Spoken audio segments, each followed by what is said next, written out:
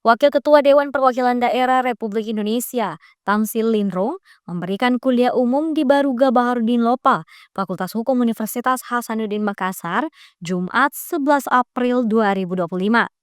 Kegiatan ini diikuti antusias oleh ratusan mahasiswa Unhas.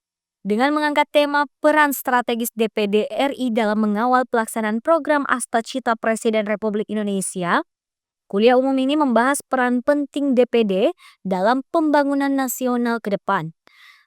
Asta Cita sendiri merupakan 8 agenda yang diusung pasangan Prabowo Gibran sebagai arah kebijakan nasional menuju visi besar bersama Indonesia Maju menuju Indonesia Emas 2045. Dalam pemaparannya, Tamsil Lindrung menegaskan representasi daerah yang aktif di panggung politik nasional. Melalui kemampuan kolaborasi, DPD bertugas untuk menjaga keseimbangan antara otoritas pusat dan otonomi daerah. Tamsil Lindrung juga menyoroti peran DPD sebagai penyeimbang dalam sistem yang kerap kali didominasi oleh DPR dan pemerintah pusat.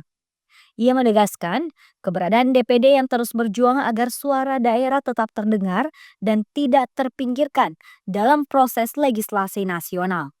Asta Cita Presiden ini secara keseluruhan itu terasa sebagai spirit yang mendukung eksistensi DPD. Utamanya Asta Cita ke-6 membangun Indonesia dari daerah dan dari bawah. Itu DPD banget lah kalau mau dibilang itu, tagline-nya DPD seperti itu.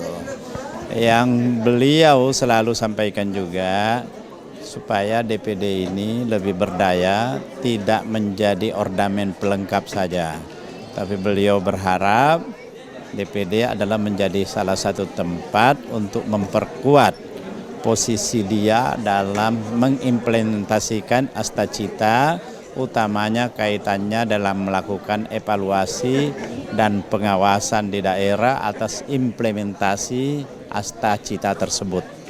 Kuliah umum ini menjadi salah satu rangkaian kegiatan menuju puncak perayaan Disnatalis Fakultas Hukum Universitas Hasanuddin yang ke-73.